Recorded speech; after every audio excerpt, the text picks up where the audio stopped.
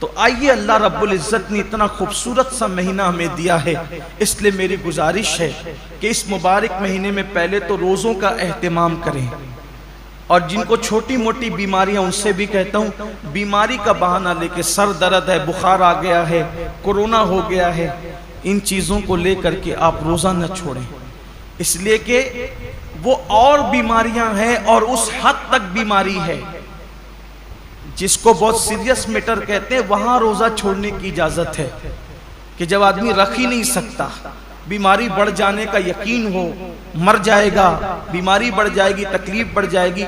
जब कोई मुसलमान पाबंद शरा, कोई दीन की समझ रखने वाला डॉक्टर कह दे तो बात अलग है, अपनी मर्जी से फतवा देना कि मैंने रोजा नहीं रखना, मैं बीमार हूं, जबकि अल्लाह के रसूल अलैहिस्सलाम का फरमान है रोजा रखो सेहतमंद हो जाओगे।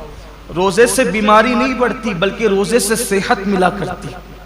जब अल्लाह के रसूल ने कह दिया जो तबीबों के तबीब है, जो हकीमों के हकीम है, जो सिर्फ जिस्म के हकीम नहीं बल्कि रूहानियत के भी हकीम और तबीब है, तो जब उस रसूल ने फरमा दिया रोजा रखो सेहतमंद हो जाओगे, तो फिर सेहत मिलना ही मिलना है।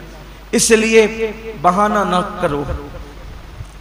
एक हदीस पाक और याद आती है, फरमाया गया हर किस्म हर चीज की ज़कात है, हर चीज की, जैसे माल की ज़कात, जिसने माल की ज़कात दे दी उसका माल अल्लाह के किले में महफूज हो गया, अब उसके माल को कोई नुकसान नहीं हो सकता।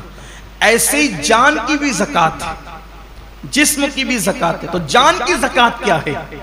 मेरे आका अलैहिस्सलाम फरमाते हैं रोजा ये तुम्हारी जान की ज़कात है, तुम्हारे जिस्म की ज़कात। मतलब जो लोग रोजा रख लेते हैं अब उनकी जान भी अल्लाह महफूज कर लेता है, वो मोहलिक बीमारियों से, मूजी बीमारियों से महफूज हो जाते हैं। आप देखिए अल्लाह के औलिया, आज जितनी कसरत से बीमारियां हैं पहले नहीं थी, और जो बीमारियां आज है वो पहले नहीं थी। क्यों?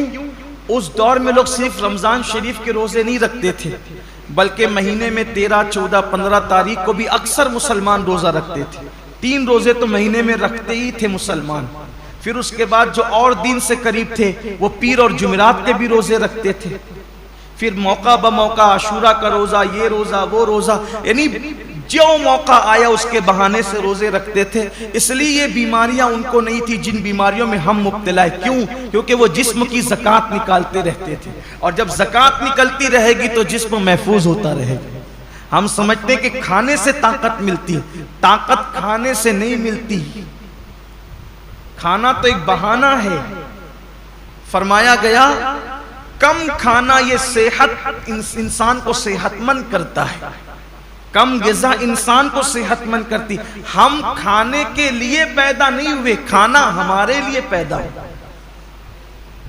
बुजुर्गों ने फरमाया जीने के लिए खाया करो, खाने के लिए जिया मत करो, अल्लाह के लिए जियो।